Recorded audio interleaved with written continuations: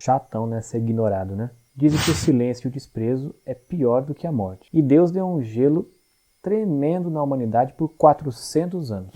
Acredita nisso? E isso aconteceu no período que chamamos de intertestamentário, ou entre testamentos, que foi no período entre 430 e 420 a.C., até chegar nos dias de Jesus. O último profeta do Antigo Testamento nesse período foi Malaquias. E os profetas eram como se fossem porta-vozes de Deus na época. Depois disso, meu amigo, foi um silêncio total.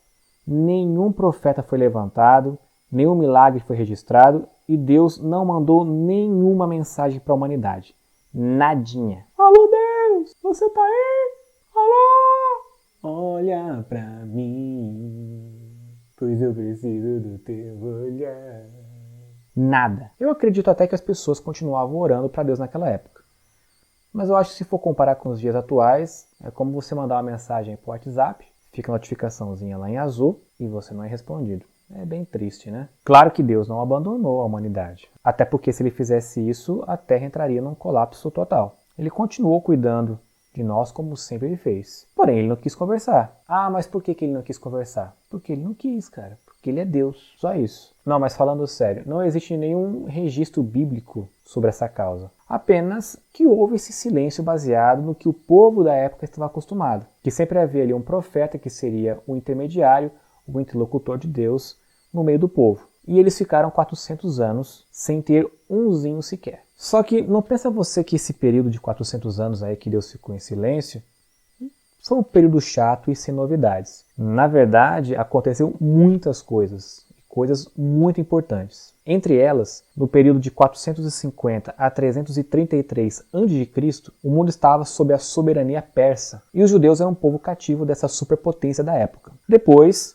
entre os anos de 333 a 323 a.C., os persas eles foram derrotados pela próxima superpotência da época, que era da supremacia greco-macedônia, liderada pelo Alexandre o Grande. Acredito que vocês já devem ter ouvido falar sobre ele. Ele foi um dos maiores conquistadores que já se viu, e o seu império dominou desde o Egito, Ásia Menor, Babilônia e Pérsia, chegando até aos confins do norte da Índia. Ou seja, os judeus também ficaram ali sob o domínio de Alexandre. Ele mudou muita coisa na época, influenciando até mesmo na cultura de outros povos, inclusive dos hebreus, pois ele traduziu o Velho Testamento, que foi escrito originalmente em hebraico e aramaico, para o grego, que era a língua dele, que é o que nós conhecemos hoje como a Septuaginta. Então, a Septuaginta é a tradução do Velho Testamento para o grego. Porém, Alexandre morreu cedo demais, com apenas 33 anos.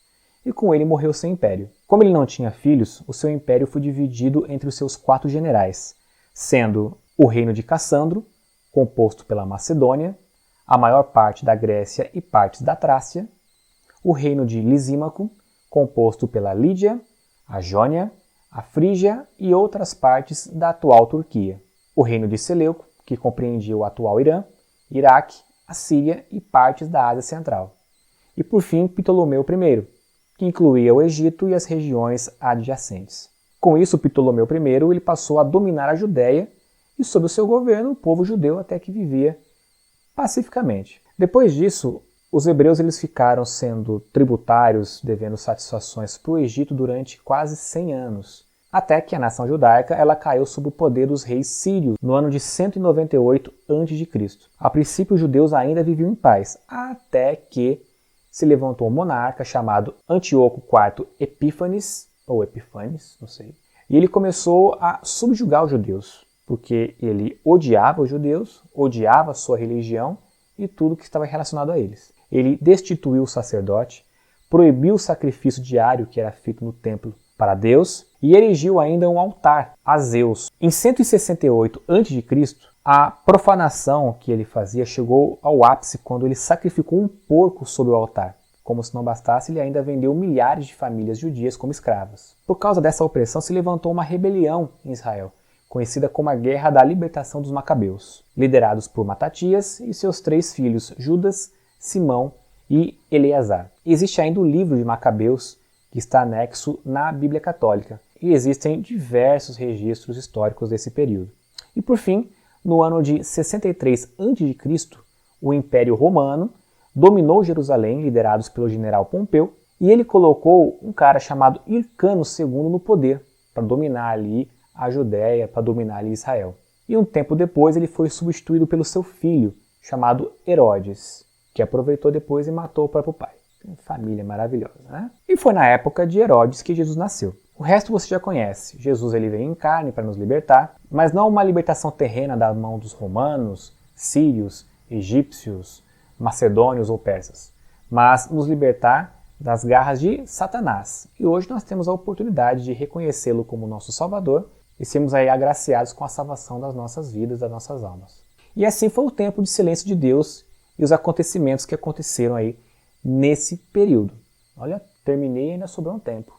Bom, é isso. Espero que vocês tenham gostado do estudo de hoje. Não deixe de vê-lo de forma completa lá no meu blog. O link do estudo está aqui na descrição do vídeo.